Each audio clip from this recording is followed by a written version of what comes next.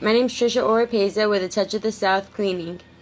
I would like to talk to you a little bit about how COVID-19 has affected our cleaning and also some things that I would like to point out that may help some other people in their day-to-day mask and glove wearing.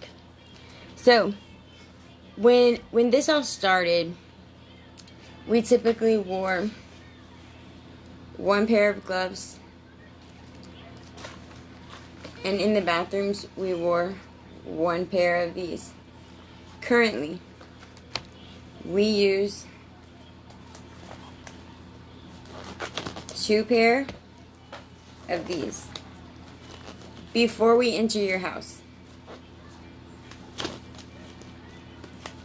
That way my hand never touches anything in your house. And what is in your house stays in your house, and what is on me stays on me. We use these gloves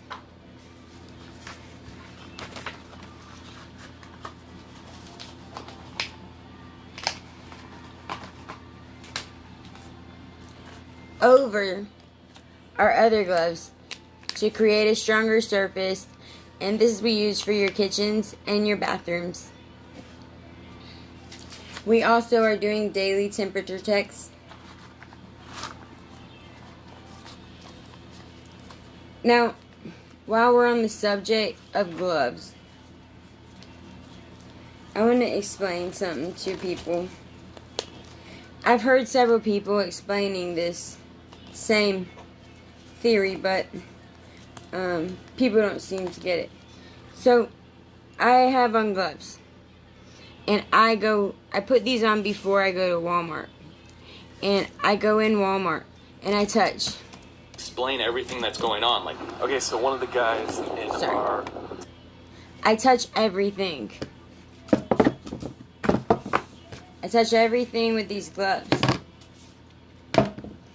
Then, when I get ready to pay, I touch the keypad. Then I reach in my wallet. I pull out that stuff. And then I close my wallet with my same gloves. And then I touch that keypad some more. Maybe I take money from somebody. Okay. So then I go to my car. Excuse me. I also have seen people taking their phone out of their pocket with these same gloves and putting it to their face. Hey, how are you? How have you been? I'm fine. I'm in Walmart catching COVID. Okay, don't do that. Like, take your gloves and you carry your groceries to the car because you've already touched all them bags with these gloves, right? You've already touched them. Then how about if you have two pair of gloves on, you can take the outside pair of gloves off. So pretend like I do that. Just have one pair left. So I threw all those that I touched everything under the sun. I threw those away. I opened my car door. I grabbed my keys if they were in it. Cranked my car. Then I went back. I loaded my groceries that are still from in the store with the hand with the glove on it. Okay? Then I take my glove off and chunk it like the other one. I close my car, close the doors, put a little hand sanitizer on, and I'm good because nothing inside my car came from outside that store besides those bags that you already know you have to take things out of, throw them away, and clean that stuff up. So that's the whole rigmarole about gloves. So the next thing we do is we wear Crocs in and out of your house. These can be cleaned and sterilized with bleach between every cleaning. So, same theory. What goes in stays in. And we have been using a steam cleaner a lot to sterilize our equipment, our vacuums, any soft surfaces that need to be sterilized. Like, for example, in Airbnbs, we sterilize the couches, we sterilize the beds, anywhere where anyone could have been, even though on soft surfaces, corona is said to only live 4 hours. We also, in addition to that, have gotten, yay, a UVC light. And this one can sterilize an area as big as 60 by 50 foot square, and I have another bigger one coming, and they can do that within an hour. So that's sterilization before we ever put a cleaner or a person into a bathroom or a space that could be contaminated. So I also want to talk about masks.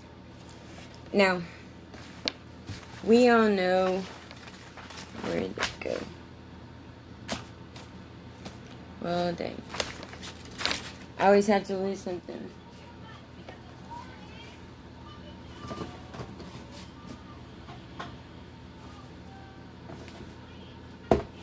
Well, I had a cloth mask somewhere, but now, oh, there it is.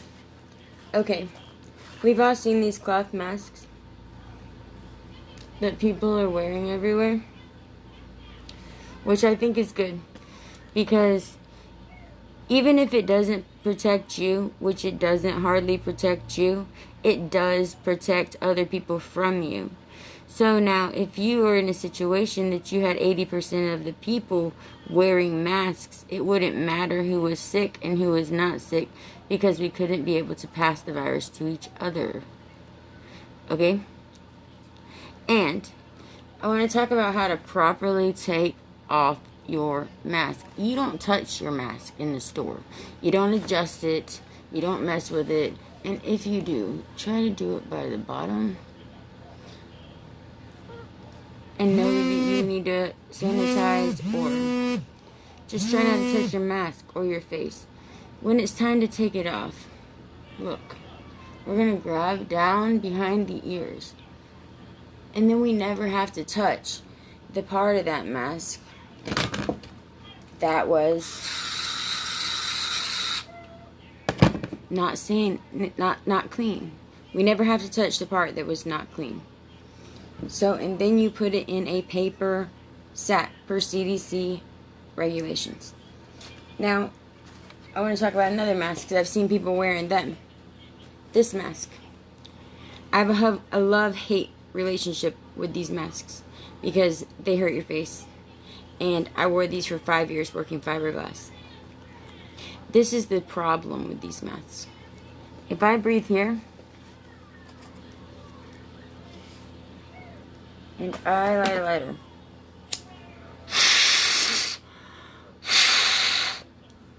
I can clearly blow the lighter out, because your air can come out. You're not getting sick because it's an N95 mask, but someone else could get sick. So that's why you don't wear these. What we did when we did have to wear these for a while we were waiting on our regular ones, was we taped this. So if you can't find masks, there's a simple solution. Now we wear these KN95 masks. You want to make sure they're snug on your nose, or it's not doing you very much good.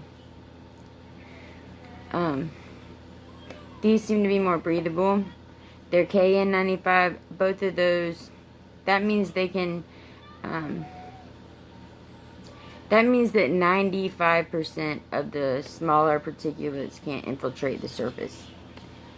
So these are just as good, but they're made in China, and I was honestly trying to buy American at the time, but necessity sometimes prevails.